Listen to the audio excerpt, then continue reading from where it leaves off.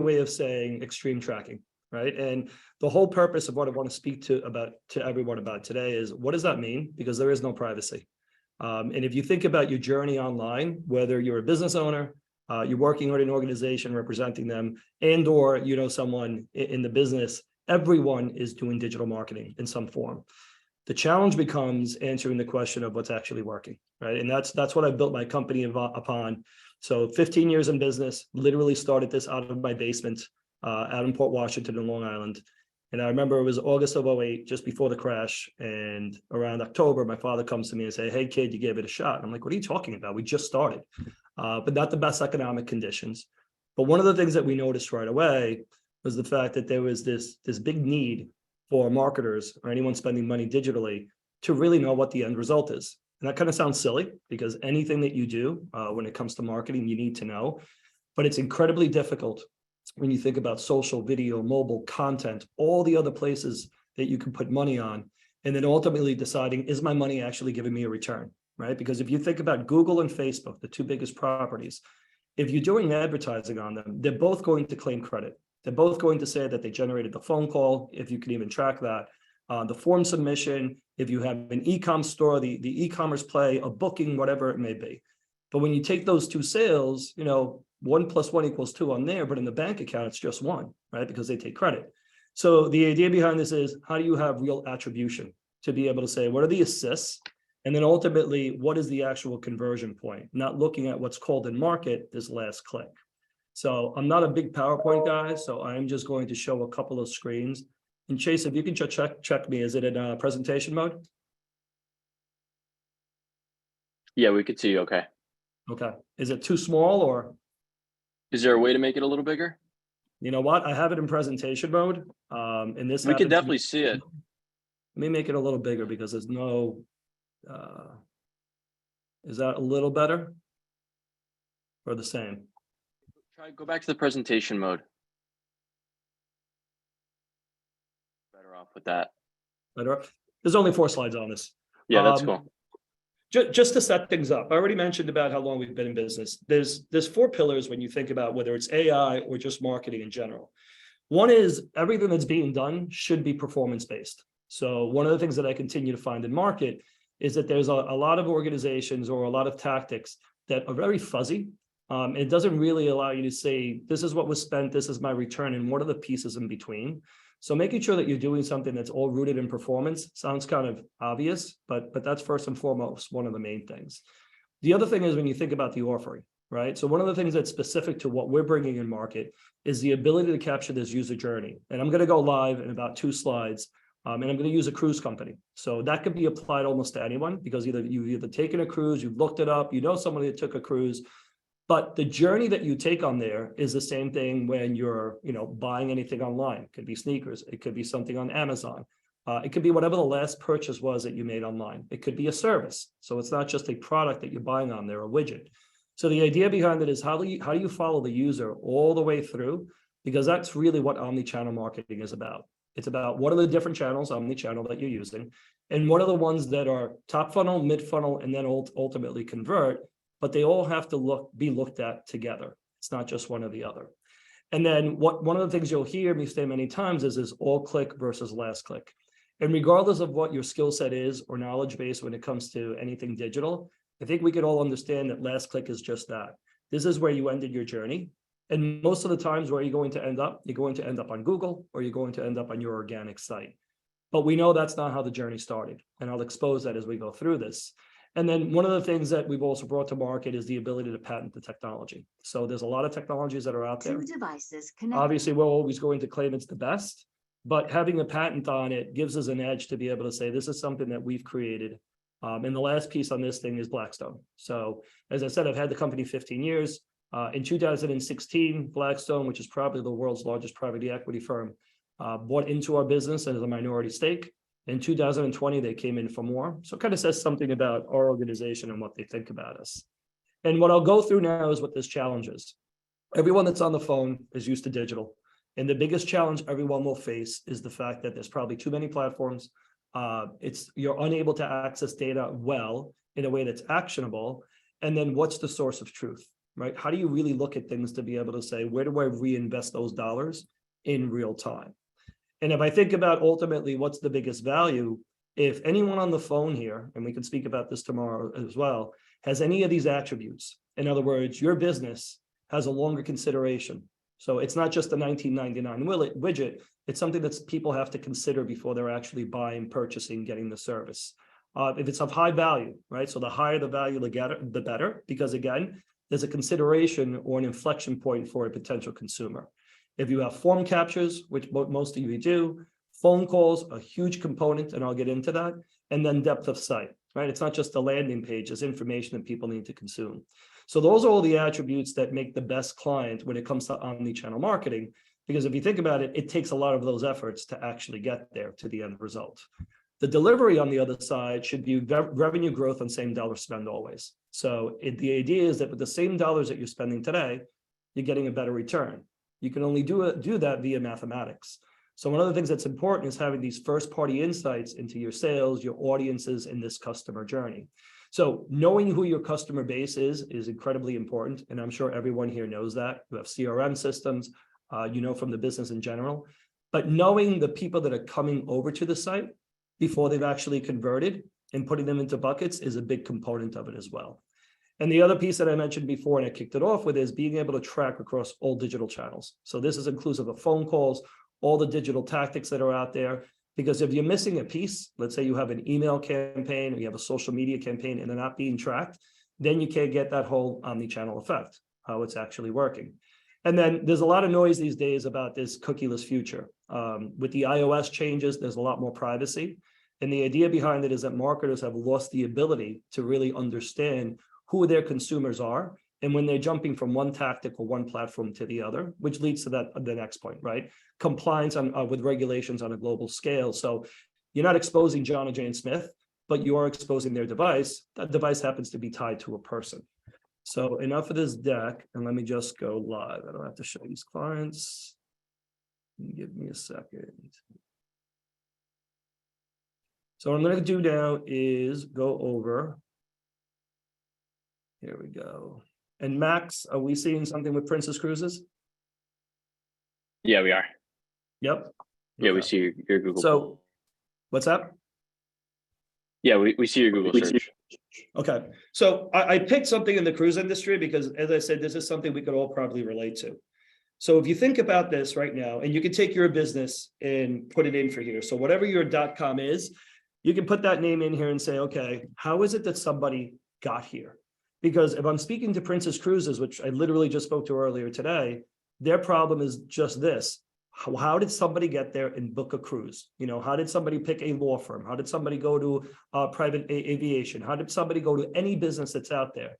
Because this means that the person already made their decision. But as I said, they had other impacts or other factors that led to that decision. We know that. For that reason, you think about this famous funnel, right? An ugly funnel for a big problem that's out there. So the top of the funnel to the end. And typically what we see is a lot of customers or a lot of our clients, about 50% of the conversion, right? Whatever that end conversion is that they want, ends up on the brand, right? So they go into Nike, they're going to Princess Cruises, they're going to Carnival, they're going to Time Warner Cable, whatever the name may be. Those aren't the people that we're looking for because they already made a decision. The people we're looking for are the people that are yet to make that decision. And if they did make a decision, to expose how that decision was made. So we're looking for the people that are looking at display, generic, mixed media, shopping campaigns, if it's applicable to your business, social campaigns. These are all the different tactics that are in market. And these are all the omni-channel tactics that exist that all of you may be using. So for that reason, the first thing that needs to be done is to stand up a dashboard. And this is something that we created to get to the root of what means success. And in this case is, I have $1.5 million spent for last month for this client. They've got almost $5 million in revenue there. They're 3-to-1 ROAS. The client's happy because they're looking for at least a 2-to-1. And this is going to be very specific to the client. Other clients, they need a 10-to-1, 20-to-1. So everyone here should know what their ROAS should be. If it's something that's e-com based and you can actually purchase there. If it's service-based, like True Green is a client of ours and you're calling them for them to come to your lawn, we know that there's a lag, right? And that doesn't happen until much later. But there's still those unit economics that you're looking at the end of the day. If there's form submissions, it's going to be, okay, well, what are the form fills and what are you willing to pay for those actual forms, assuming that they're qualified? So the point behind this is, one, let's get out of the way what deems success, right? Whether it be form fills, cost pers, and certainly ROAS. The other piece is to have a unified piece of technology that allows us to look at that omni-channel effort.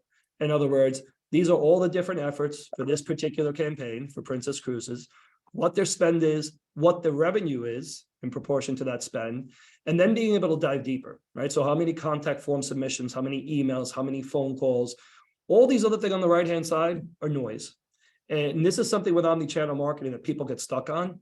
What your impressions are, what your clicks, your average CPC, they're leading indicators. They really don't mean anything. Because if you have a very low cost per click, or you have a lot of impressions, but it's not leading to a conversion, what you're actually looking for, does it even matter? So the first thing is unification across all networks, right? So you'll see here, you have Google, you have Bing, you have different tactics within Google, you have international searches, you have GDN, you have connected TV, you have emails, so on and so forth. You'll have social in here. So this goes on and on and on. The idea behind it is that now as a marketer and as an omni-channel effort, you can say, how is everything performing? But there's a problem here still, because what this is allowing us to do is see top level performance, right? So when I go back here on the dashboard, okay, then we can say what's happening within the different tactics that are being run. But the problem here is that if you think about Google search, this looks like it's doing pretty well, right? 165 to 1, almost a 2 to 1, I should say. But there's other tactics that seem to be doing better, and some of our tactics are not doing as well. So a good example would be like, let's say this non-branded search. They spent $45,000 and they got $20,000 back. That's not a very good return. The problem is that is if you're looking at directionally and saying, this is what I spent on here, and this is directly what I got from it. The reality is that non-branded search, and this is where omni-channel comes in, that non-branded search many times. So the example in this for Princess Cruises is somebody typed in cruise lines to the Bahama. There's no brand, right? There's no Princess Cruises. That's an expensive keyword. And typically when people are typing that in, they're not in that journey yet. They're in the mid-funnel. They're not ready to convert. They're too high level. They haven't made a decision. So of course the conversion is going to be less. But guess what happens? That person that typed in that broad and generic keyword, like cruises to the Bahamas, then later on converts on Princess Cruises because ads were given to them along the way. Well, that's an indirect attribute. And for that reason, where our patent came in, and this is where omni-channel really takes on its own, is this example. Now, again, you can take these keywords and change them for anything that makes sense for your business, but it is the same technology. The idea behind this is for this particular cruise line, which we are running, Azamara, Princess Cruises is somebody I was pitching today. Azamara is a current client, also a cruise line. Before we started working with them, and when they were looking at the omni-channel effort, they looked at Azamara, their keyword, and the fact that it converted off of Google. It's about a $2 keyword. So they'll say, okay, we got this booking, which we'll expose for X amount of dollars, and that came from Google. It was the last click. That's what we gave credit to. What we're exposing and where omni-channel comes in is to be able to say, wait, this same user, because there's a singular device ID that we're using, or a hashed ID, I should say, that we're applying to each user that comes in, actually started about a month and a half back. And they started with a very broad and generic keyword. So again, think about all the folks on the phone. Think about the keywords that are relevant to you and your business, the ads that are relevant, and the journey that somebody may take. It's typically like this. So this user started with something broad. They were on whatever news site they were looking at. So this is a remarketing or retargeting ad because the user expressed interest. They had clicked on the site. And you can see they continued on. They were on Trade Desk. They went on Facebook. They had a lead ad. And then the conversion happened. This is what omni-channel really looks like. It's the ability to be able to say it wasn't one keyword and it wasn't Google and it wasn't just the organic site or a paid site. It took all of these efforts to get to that booking. And that could be a $10,000 booking, or it could be something on your end that could be an order that's worth even more. It could be lifetime value that you're looking at depending on the business. But the point of this is that now through mathematics, we can expose the fact that these are all the efforts that it took, the geographies that it took, how long it took. The reason I'm showing you a single user is because to date, I've yet to see anyone be able to show a single user, which then allows us to really have the attributes for this omni-channel. Because what this then says, well, there were 5 instances of Google that partook in this journey, there was also different ad assets that showed. So this information that gets brought to the top to make determinations on a high level, because you can't make a determination on a single user. The way I use this and explain it is to explain your math, right? Kind of like in school, you can get to the answer, but you have to show how you actually got there. This is showing that trajectory. A good way of showing it is to just be live as I am now and say, this is what a user would use in their omni-channel journey. So again, just to reiterate, think about how somebody would be searching for your business or your product and what they would do. Here's the challenge. They're not doing this just a one and done, typically. They do this over multiple browsers, multiple devices, and certainly over multiple days for many parts. All those different variables lead to the loss of information of that particular user unless you're tracking it properly. And this is where omni-channel gets tricky. Because if somebody types in Caribbean cruises and/or your keyword that you're thinking about, you only have two choices. You show or you don't show, right? And then as a user, I click or I don't click, right? Depending on where I am in the funnel. So imagine on the other side, I'm doing this, and then I continue on and I click on a news site. It could be at another time. Well, you'll see very quickly that that showed, but there was an article there that showed for Princess Cruises. So I can't get it back on there now, but it showed Princess Cruises. And then the user, again, what are their choices? They click or they don't click on there. User continues on. Now they're using Bing, which is completely disconnected from Google, completely disconnected from CNN, but the user's refining what they're looking for. And then ultimately, let's say that they're on a travel site contextually. So maybe they're mid-funnel, and now we see another ad coming up for Princess Cruises. What ends up happening is then this user, at another point in time, goes to Princess Cruises and then converts. They either book on the phone or they book through the booking engine. The question that I ask everyone here is, what led to this booking? What led to the sale? What led to the conversion? What led to the phone call on your end? The answer is all of it. It was not Princess Cruises. It was not yourcompany.com. That was the end result. So when you think about omni-channel marketing, is what were all the efforts that led to it? And then how do you give fractional attribution to all of them and assign value? Because if you know that value, going back to this screen, now you can say, now I know how many instances of this keyword geographically by time of day does it take to get to that end result. That's the roll-up. And just to show you an example, we are not working with Princess Cruises. I'm using this as an example because I met with them and we gave them a pitch. But one of the things you notice is when I go to their site, they'll see a piece of code on there. Now, this piece of code only exists when I go to the site at this moment in time. I can do this to anyone's site in real time as we're going through it. But what this is allowing me to do is track everything that's happening, not just on site. You don't need us for that. That's not omni-channel, but more importantly, how they actually got there. Back to the screen. What was the inception point? Now, one thing that I always wanted to show is for those on the phone where phone calls are important, we always disconnect in our minds phone calls from online. They have to be connected. It's an old technology when you think about phone calls, and many clients and many of you on the phone may not even want inbound customers calling. You want them all to happen on the website. Some of you do. But the point is, there's a massive importance to that. So I'm going to pick on either Chase or Max to help me. Can you guys call this number? Just call it, let it pick up. If you can put it on speaker and then come back on. Of course, let me type it in. What's that? I said, of course, let me type it in. Type it in and call it. So as Chase is doing that, what I've done at this point in time is change this number without touching the website, right? But this number is being shown to me, very different than everyone else here. Press 9 to continue.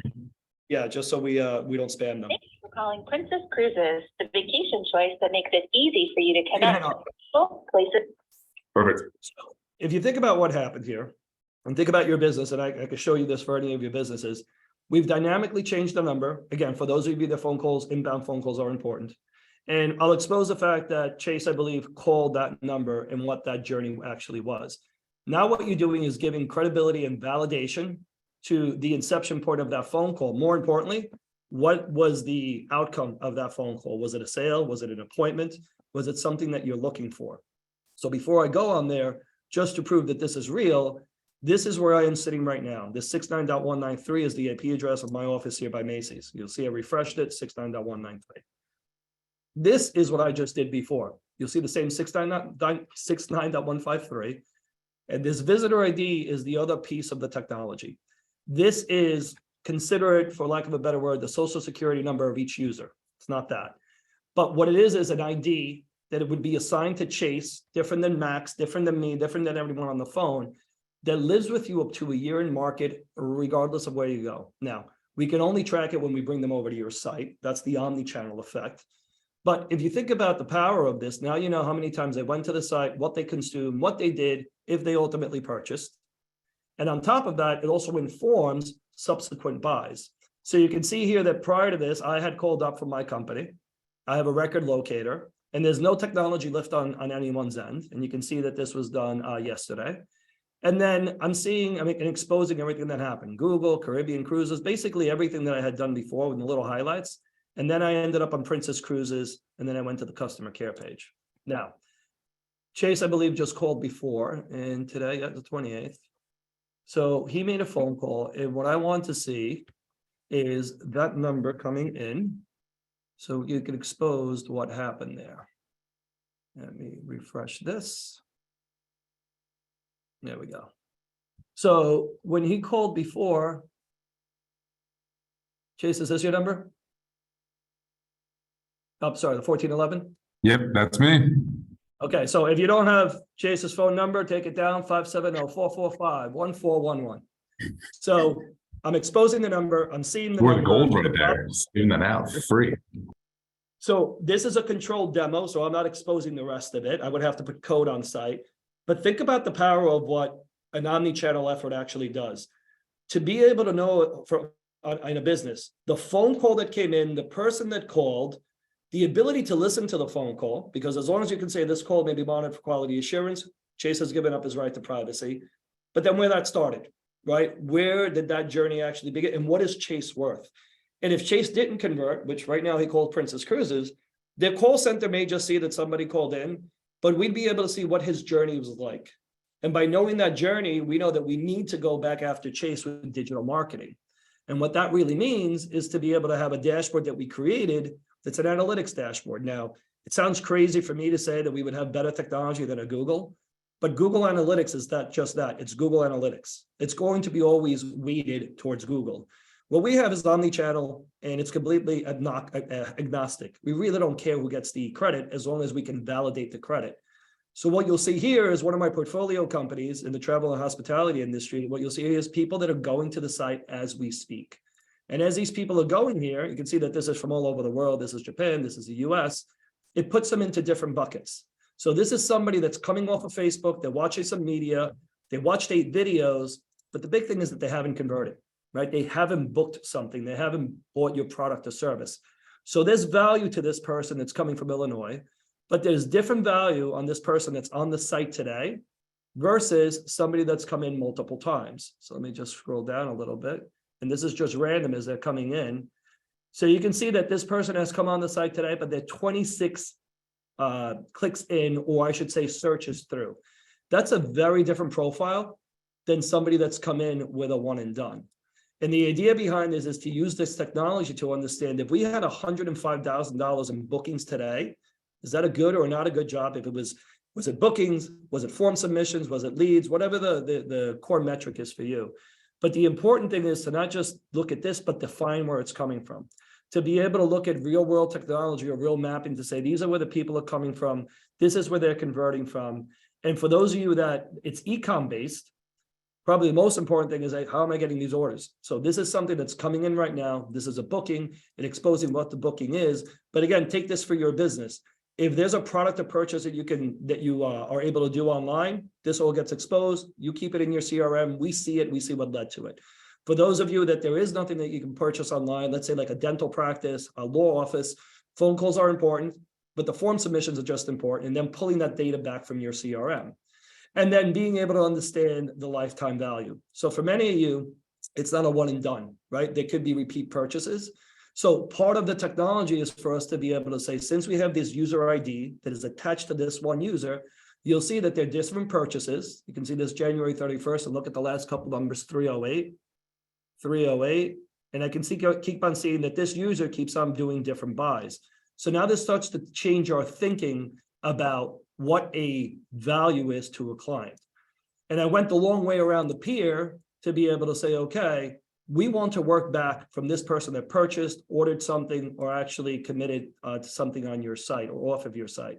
And what we do is we wrap these up in these reports that allow us to look at what's important to you. Here's the omni-channel effect. You spent X, you get Y. And then for us to be able to speak to you intelligently to say, while it looks like in this example, Google is overperforming, it's actually Facebook and YouTube that are leading to those people converting on your organic site.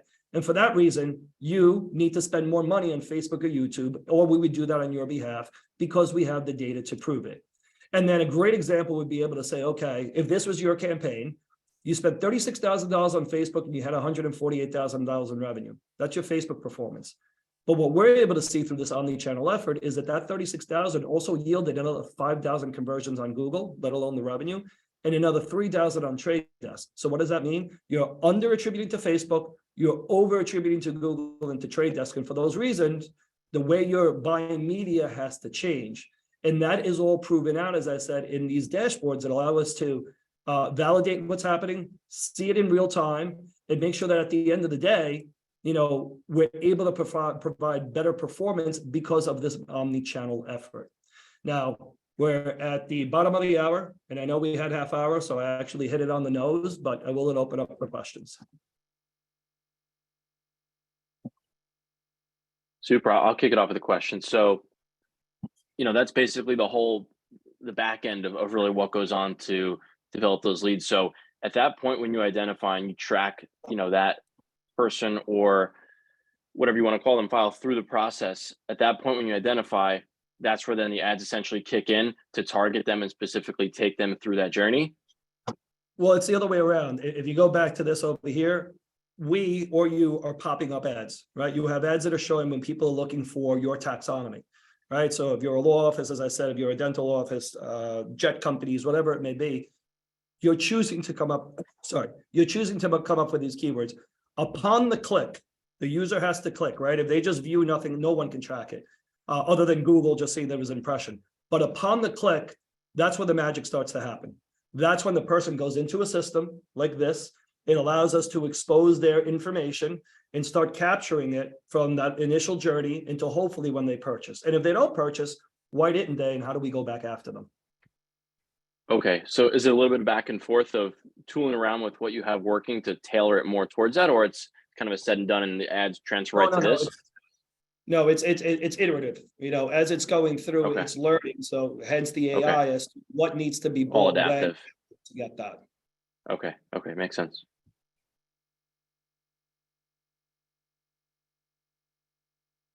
What else could I help answer?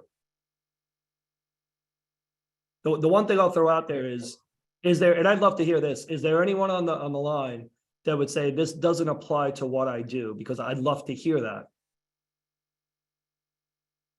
Well, I was more thinking about, what are, I guess, some popular misconceptions, I guess, after you see that full journey, right? You mentioned it's more about where the user, I guess, originates, where they get that thought in their head. That is really where you need to tap into conversion. I guess, something that popped out to me, and you mentioned Google Analytics, and that was great because it is just inherently a biased view at the analytics. It has to be, right? Because it's not taking everything into equal consideration. So I guess from what you see now, what is a common misconception with current ad campaigns? And I guess what is like a hidden gem of what you've seen, really start that part of the funnel for users to ultimately get to that end conversion point? So great question. The biggest misconception is your organic site is doing better than what you think, right? Because as long as you're doing paid for digital marketing, if you're doing nothing, right, and you're spending no money online, and you're doing no marketing, traditional marketing, no TV, no radio, no newspapers, you're doing nothing. Your organic is your organic. But the second you do anything in market, you're doing linear TV, you're doing Google AdWords, you're doing Facebook, you're doing Instagram, whatever, that has a direct impact, that has an indirect impact on your organic. So misconception number one is that people think my organic site is doing well. Why do I need to spend additional dollars on social media, on this, and whatever it may be? Because if you're not spending it there, they're not going to go on organic. And then the other piece is, this is not so much a misconception, but a flaw. and Ethan, in your company, are phone calls an important component, inbound calls? Yep, I would say inbound calls are pretty important. Okay, so what's your industry? Digital consulting, Okay, like so product development. so you're going to get a lot of form fills, right? People for each information. But I think that you'd agree with me that if somebody makes a phone call, they're probably a higher value target or proposition, Definitely. right? So that person that comes in, unless you are able to say, okay, what did it take for them to get there? You miss, and you're saying this is just coming all from organic. It's the same thing. You're over attributing to your organic, say, all my calls are coming from organic. Well, that's your end state. Organic is where they get to. What we want to know is that that phone call come from an ad on Google in Texas. Did that ad come because they went to Google, to Facebook, they saw Instagram, and then they went to your organic site. So those two can't be disconnected. Yep, that makes a ton of sense. Thank you.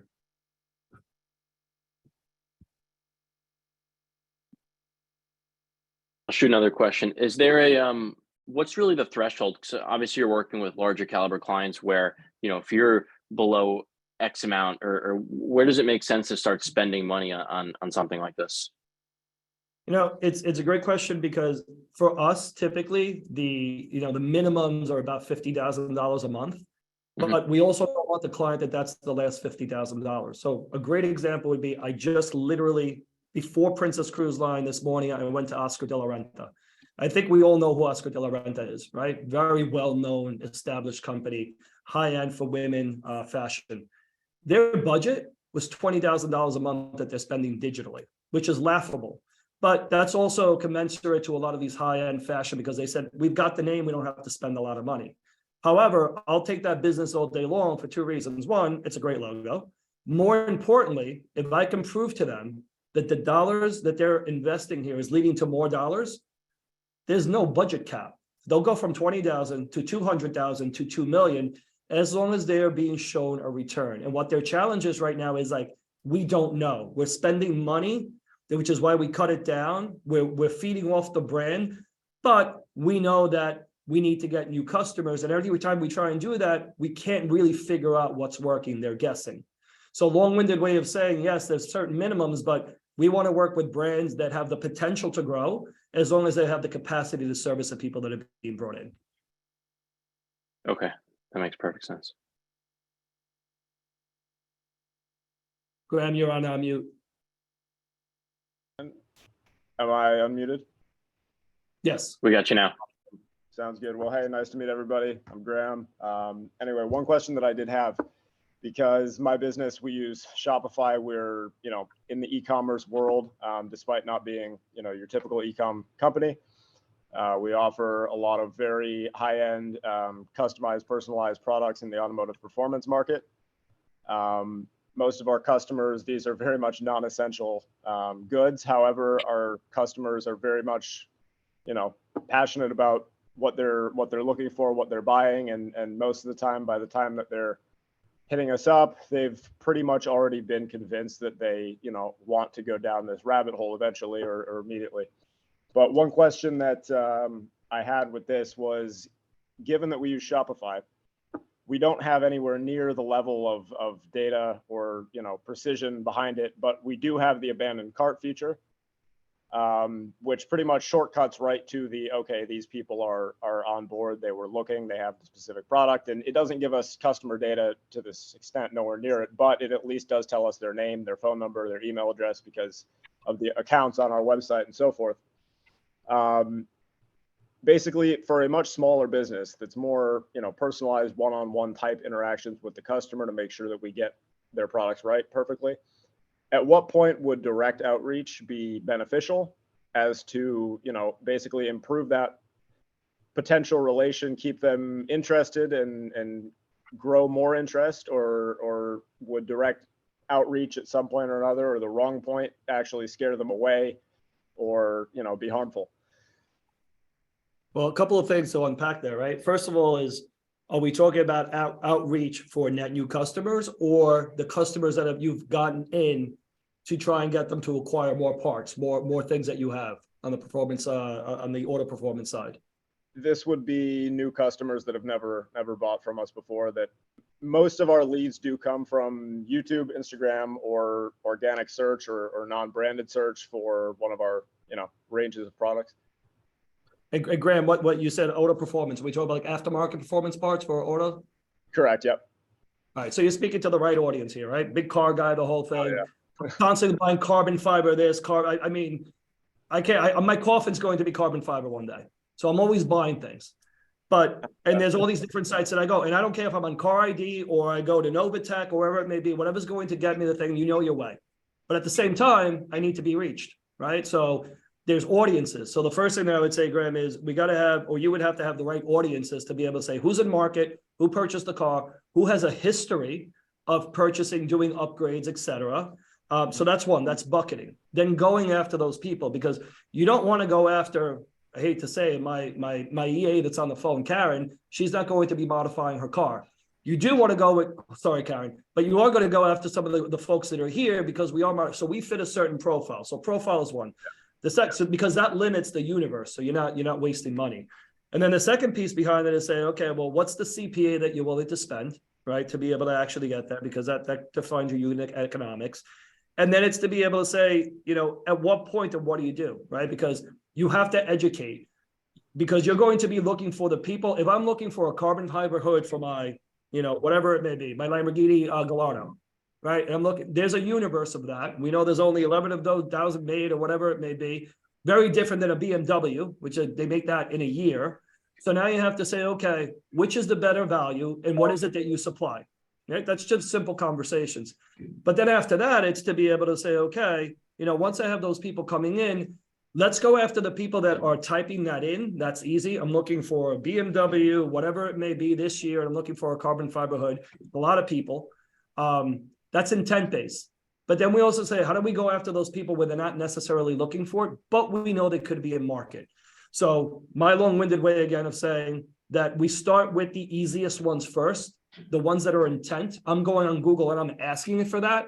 We make sure that your ads show, you can do that yourself. But the important thing is if your ad shows, right? So let's say I do a BMW M3 carbon fiber hood. Oops. And I type that in, that's easy enough for you to pick. But what we're doing is saying, okay, when this person goes on to Darwin Pro or whatever it may be, and they looked at it and they didn't buy, but they had interest, and I matched that up against their profile. Now I could say, when this person is on DuPont Registry, when this person is on CNN, when they're on Forbes, when they're on Fox, whatever it may be, we're going to serve them an ad because we want to bring them back. And you can only do that if you have the right tracking. Just for fun, if you want to type in BMW M3 titanium intakes, you'll see us probably immediately.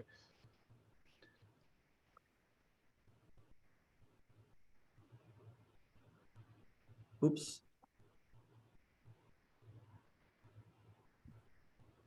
Yep, second result.